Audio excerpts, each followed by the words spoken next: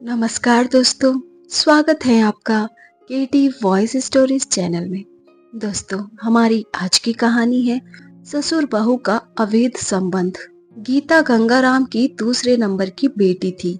गंगाराम की गिनती गांव के संपन्न किसानों में होती थी। उनकी 3 शादियां हुई थी। पहली पत्नी रमा की बीमारी से मौत हो गई तो उन्होंने सुधा से शादी की। पारिवारिक कलह की वजह से उसने फांसी लगाकर आत्महत्या कर ली तो उन्होंने तीसरी शादी रेशमा से की। रेशमा से ही उन्हें 4 बेटियां और 2 बेटे थे। बड़ी बेटी ललिता की उन्होंने उम्र होने पर शादी कर दी थी। उससे छोटी गीता का 8वीं पास करने के बाद पढ़ाई में मन नहीं लगा तो उसने पढ़ाई छोड़ दी। गीता जिस उम्र में थी, अगर उस उम्र ध्यान न दिया जाए तो बच्चों को बहकते देर नहीं लगती।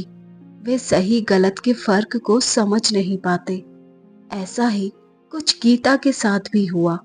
गीता गंगाराम के अन्य बच्चों से थोड़ा अलग हटकर थी।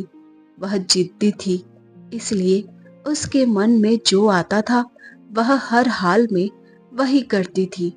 उसे लड़कों की तरह रहना, उन्हीं की तरह दोस्ती करना और बिंदास घूमते हुए मस्ती करना कुछ ज्यादा ही अच्छा लगता था। इसलिए वह लड़कों की तरह कपड़े तो पहनती ही थी, अपने बाल भी लड़कों की ही तरह कटवा रखे थे। वह अक्सर गांव के लड़कों के साथ घूमती फिरती रहती थी। उम्र के साथ उसके बदन में ही नहीं, सुंदरता में भी निखार आ गया था। गंगाराम के पास ट्रैक्टर भी था और मोटरसाइकिल भी। गीता दोनों ही चीजें चला लेती थी, इसलिए उसका जब मन होता वह मोटरसाइकिल लेकर घूमने निकल जाती। उसे लड़कों से कोई परहेज नहीं था, इसलिए गांव के लड़के उसके आसपास मंडराते रहते थे। गीता नादान तो थी नहीं कि उन लड़कों की मंशा न समझती, इसलिए अपने बिंदासपन से वह उन्हें अंगुलियों पर नचाती रहती थी। लेकिन उन लड़कों को इसका फायदा भी मिलता था। वे लड़के गीता से जो चाहते थे वह उन्हें मिलता भी। फिर तो गांव में गीता को लेकर तरह तरह की चर्चाएं होने लगी। जब इन सब की जानकारी गीता के पिता गंगाराम को हुई तो उसने गीता पर बंदिशें लगाई। लेकिन गीता अब काबू में आने वाली कहाँ थी। कोई ना कोई बहाना बनाकर वह घर से निकल जाती। कोई ऊंच नीच न हो जाए, इस डर से गंगाराम गीता के लिए लड़के की तलाश करने लगा। जल्दी ही उसकी यह तलाश खत्म हुई और उसे पास के ही गांव के निवासी परमानंद का बेटा मनोज मिल गया। परमानंद भी किसान थे। उसके पास भी ठीक ठाक खेती थी, जिसकी वजह से उसके यहाँ भी गांव देहात के हिसाब से किसी चीज की कोई कमी नहीं थी। उसके परिवार में पत्नी उर्मिला के अलावा 3 बेटियां और 2 बेटे मनोज तथा चैतन्य स्वरूप थे। बेटियों का वह विवाह कर चुका था। अब मनोज का नंबर था।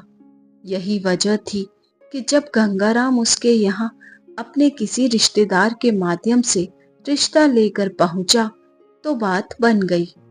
इसके बाद सारे रस्मों रिवाज पूरे करके मनोज और गीता को शादी के गठबंधन में बांध दिया गया।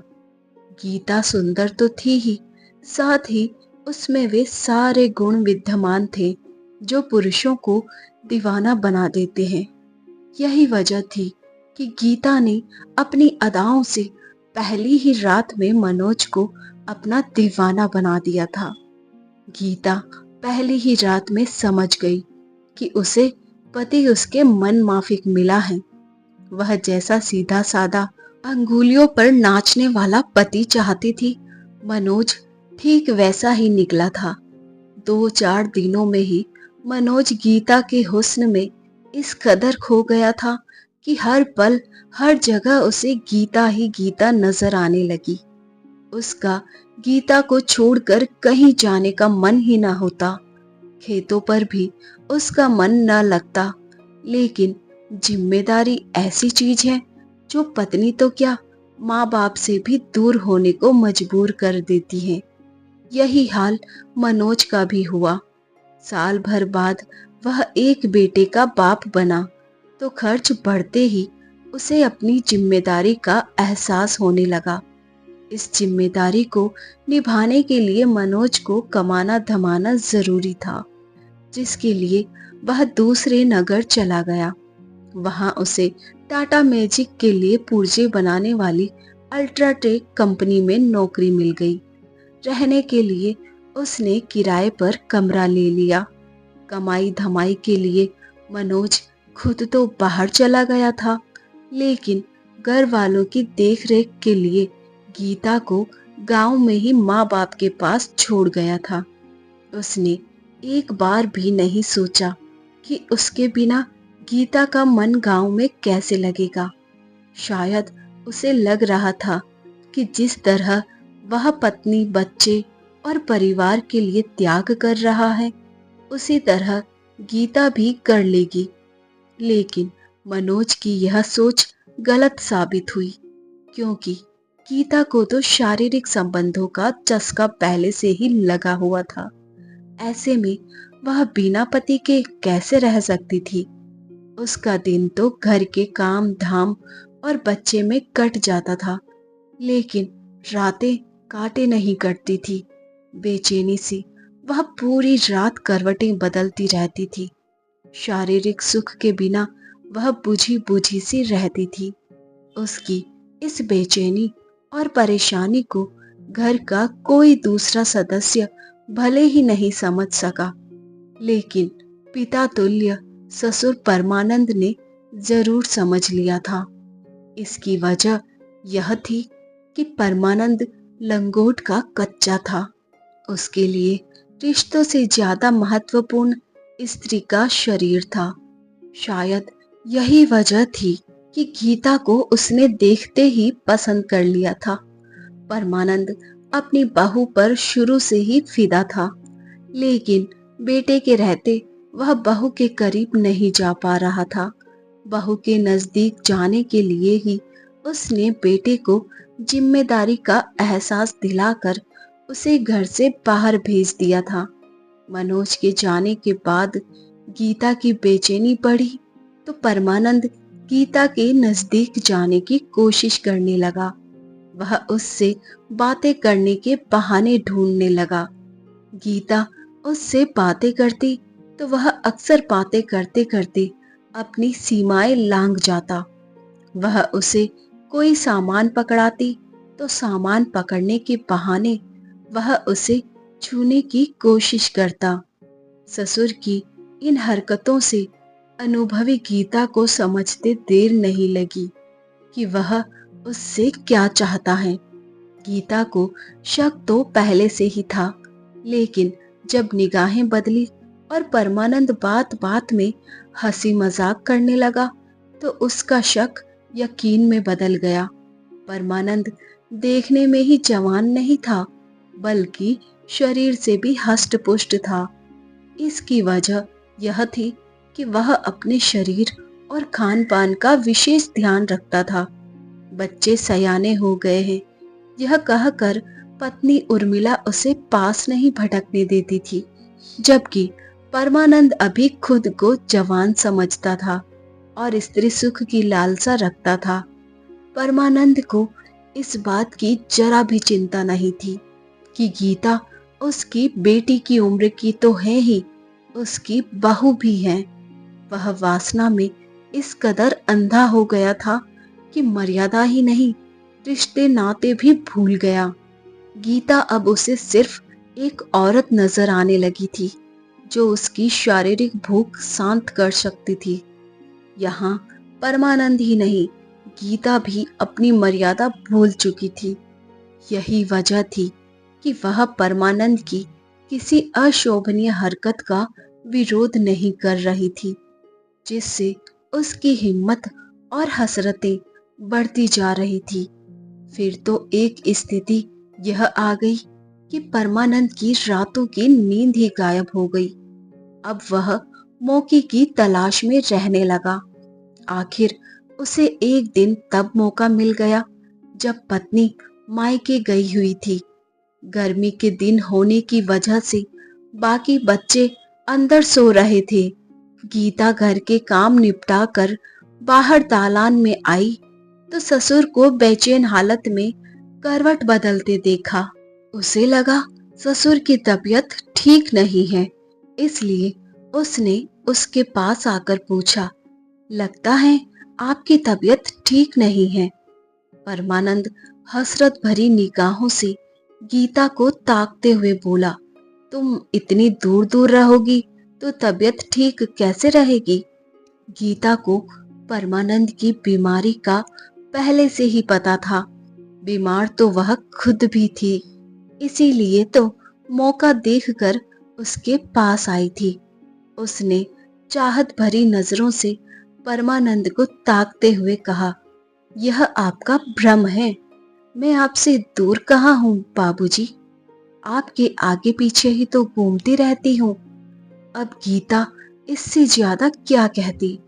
परमानंद ने उसका हाथ पकड़कर अपनी ओर खींचा तो वह खुद ही उसके ऊपर गिर पड़ी।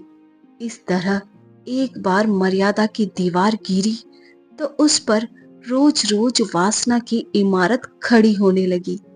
गीता का तो मर्यादा से कभी कोई नाता ही नहीं रहा था। उसी में उसने ससुर को भी शामिल कर लिया। परमानंद की संगत में आकर वह शराब भी पीने लगी। अब वह शराब पीकर ससुर के साथ आनंद उठाने लगी। कुछ दिनों बाद उसने अपने चचिया ससुर से भी संबंध बना लिए। ये ऐसा रिश्ता है जिसे कितना भी छिपाया जाए, छिपता नहीं है। किसी दिन उर्मिला ने गीता को परमानंद के साथ रंगरलियां मनाते रंगे हाथों पकड़ लिया, लेकिन उन दोनों पर इसका कोई असर नहीं पड़ा। जब घर का मुखिया ही पतन के रास्ते पर चल रहा हो तो घर के अन्य लोग चाहकर भी कुछ नहीं कर सकते। उर्मिला भी जब ससुर बहू के इस मिलन को नहीं रोक पाई तो उसने यह बात अपने बेटे मनोज को बताई। मनोज जानता था कि उसका पिता और पत्नी बर्बादी की राह पर चल रहे हैं, इसलिए वह भागकर गांव आया। पिता से वह कुछ कह नहीं सकता था। उसने गीता को समझाने की कोशिश की, लेकिन गीता अब कहाँ मानने वाली थी। हार कर मनोज उसे अपने साथ ले गया। मनोज का विचार था कि गीता साथ रहेगी तो ठीक रहेगी, लेकिन जिसकी आदत बिगड़ चुकी हो वह कैसे सुधर सकती है। बहुत कम लोग ऐसे मिलेंगे जो ऐसे मामलों में सुधरने के बारे में सोचते हैं। मनोज के नौकरी पर जाते ही गीता आजाद हो जाती। वह कमरे में ताला डालकर घूमने निकल जाती। उसने वहां भी अपने रंग ढंग दिखाने शुरू किए तो वहां भी रंगीन मिजाज लोग उसके पीछे पड़ गए। उन्हीं में से एक कॉलोनी का रहने वाला शेखर और जगतपुरा का रहने वाला मनोज भटनागर भी था। गीता के दोनों से ही प्रेम संबंध बन गए। शेखर ने बातें करने के लिए गीता को एक मोबाइल फोन भी खरीद कर दे दिया था। यही नहीं, दोनों गीता की हर जरूरत पूरी करने को तैयार रहते थे। गीता उनके साथ घूमती फिरती, सिनेमा देखती, होटलों और रेस्तराओं में खाना खाती। बदले में वह उन्हें खुश करती और खुद भी खुश रहती। मनोज जिस मकान में किराए पर रहता था उसी में उसके बगल वाले कमरे में रामचंद्र रहता था। वह गांव गोनेरा का रहने वाला था तो वह शादीशुदा, लेकिन वहां वह अकेला ही रहता था। वह वहां एक फैक्ट्री में ठेकेदारी करता था। अगल बगल रहने की वजह से मनोज और रामचंद्र के बीच परिचय हुआ तो दोनों एक ही जिले के रहने वाले थे, इसलिए उनमें आपस में खास लगाव हो गया था। जल्दी ही रामचंद्र गीता के बारे में सब कुछ जान गया था। मनोज के काम पर जाते ही वह उसके कमरे पर पहुंच जाता और गीता से घंटों बातें करता रहता। पुरुषों को अपनी ओर आकर्षित करने में माहिर गीता समझ गई कि रामचंद्र उसके कमरे पर क्यों आता है। वह जान गई कि पत्नी से दूर औरत सुख के लिए बेचैन रामचंद्र उसी के लिए उसके आगे पीछे घूमता है। रामचंद्र गीता से दोगुनी उम्र का था, लेकिन गीता के लिए इसका कोई मतलब नहीं था। उसे मतलब था तो सिर्फ देह सुख और पैसों से, जो चाहने वाले उस पर लुटा रहे थे। तरह तरह के मर्दों के साथ मजा लेने वाली गीता को रामचंद्र का आना अच्छा ही लगा, इसलिए गीता उसका मुस्कुराकर स्वागत करने लगी। फिर तो रामचंद्र को उसके करीब आने में देर नहीं लगी। जल्दी ही दोनों के मन ही नहीं, तन भी एक हो गए। लेकिन जितनी जल्दी वे एक हुए, उतनी ही जल्दी उनकी पोल भी खुल गई। एक दिन मनोज फैक्ट्री से जल्दी आ गया तो कमरे का दरवाजा अंदर से बंद था। उसने दरवाजा खटखटाया तो गीता ने दरवाजा काफी देर बाद खोला। वह मनोज को देखकर चौंकी। उसके कपड़े अस्त व्यस्त थे, इसलिए मनोज को लगा वह सो रही थी। गीता ने सहमे स्वर में पूछा, आज तुम इतनी जल्दी कैसे आ गए? फैक्ट्री का जनरेटर खराब था, इसलिए काम नहीं हुआ, कहकर मनोज कमरे में दाखिल हुआ तो सामने पलंग पर रामचंद्र को बैठे देखकर उसे माजरा समझते देर नहीं लगी। मनोज को देखकर वह तेजी से बाहर निकल गया। मनोज ने गुस्से से पूछा, यह यहाँ क्या कर रहा था? पानी पीने आया था, गीता ने हकलाते हुए कहा। कमरा बंद करके पानी पिला रही थी या उसके साथ गुलछर्रे उड़ा रही थी? तुम्हें यह कहते शर्म नहीं आती? गीता चीखी। शर्म तो तुम्हें आनी चाहिए, जो एक के बाद एक गलत हरकतें करती आ रही हो। अपने मर्द के होते हुए पराये मर्द के साथ गुलछर्रे उड़ा रही हो। तुम्हें तो शर्म से डूब मरना चाहिए। तुम में है ही क्या? तुम न तो पत्नी को संतुष्ट कर सकते हो, न ही उसके खर्चे उठा सकते हो। अगर तुमको इस सब से परेशानी हो रही है तो मुझे छोड़ दो। गीता ने अपना फैसला सुना दिया। तू तो चाहती ही है कि मैं तुझे छोड़ दूं, तो तू घूम घूम कर गुलछर्रे उड़ाए। तुझे तो अपनी इज्जत की पड़ी ही नहीं है, लेकिन मुझे तो अपनी इज्जत की फिक्र है। इसलिए सामान बांध लो और अब हम गांव चलते हैं। अगले दिन मनोज ने नौकरी छोड़ दी और हिसाब किताब लेकर गांव आ गया। कुछ दिन गांव में रहकर मनोज अकेला ही दिल्ली चला गया, जहां किसी कंस्ट्रक्शन कंपनी में नौकरी करने लगा। उसके जाते ही गीता फिर आजाद हो गई। अब वह वही करने लगी जो उसके मन में आता। शेखर और मनोज उससे मिलने उसके ससुराल भी आने लगी। मनोज के पास मोटरसाइकिल थी। गीता का जब मन होता मोटरसाइकिल लेकर अकेली ही चली जाती और अपने प्रेमियों से मिलकर वापस आ जाती। रामचंद्र से गीता को विशेष लगाव था। वह उसी के साथ ज्यादा से ज्यादा समय बिताती थी। जब इस सब की जानकारी परमानंद को हुई तो उसने गीता को रोका, लेकिन वह मानने वाली कहाँ थी। उसने एक दिन गीता को रामचंद्र के साथ आपत्तिजनक स्थिति में देख लिया तो उसने सरेआम रामचंद्र की पिटाई कर दी। रामचंद्र को यह बुरा तो बहुत लगा, लेकिन वह उस समय कुछ करने की स्थिति में नहीं था।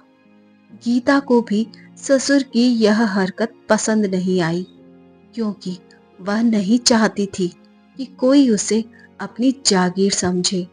और उसकी बेलगाम जिंदगी पर अंकुश लगाए। जब उसने अपने पति मनोज की बात नहीं मानी तो ससुर परमानंद की बात कैसे मानती? यही वजह थी कि परमानंद बार बार उसके रास्ते में रोड़ा बनने लगा। तो उसने इस रोड़े को हमेशा के लिए हटाने की तैयारी कर ली। इसके लिए उसने रामचंद्र को भी राजी कर लिया।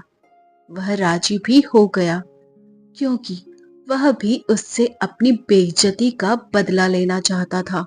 गीता ने ससुर को ठिकाने लगाने की जो योजना बनाई थी उसी के अनुसार वह परमानंद को मोटरसाइकिल से रामचंद्र के कमरे पर ले गई। देर रात तक गीता, रामचंद्र और परमानंद बैठकर शराब पीते रहे। गीता और रामचंद्र ने तो खुद कम पी, जबकि परमानंद को जमकर पिलाई। यही नहीं, उसकी शराब में नींद की गोलियां भी मिला दी थी, जिससे कुछ ही देर में वह बेहोश होकर लुढ़क गया। उसके बाद गीता और रामचंद्र ने उसी के अंगोछे से उसका गला घोंट दिया।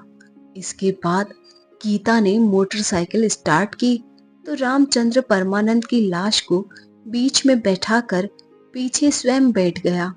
गीता मोटरसाइकिल लेकर नदी के किनारे पहुंची, जहां दोनों ने परमानंद की लाश को बोरी में कुछ ईंटों के साथ डालकर नदी के पानी में फेंक दिया।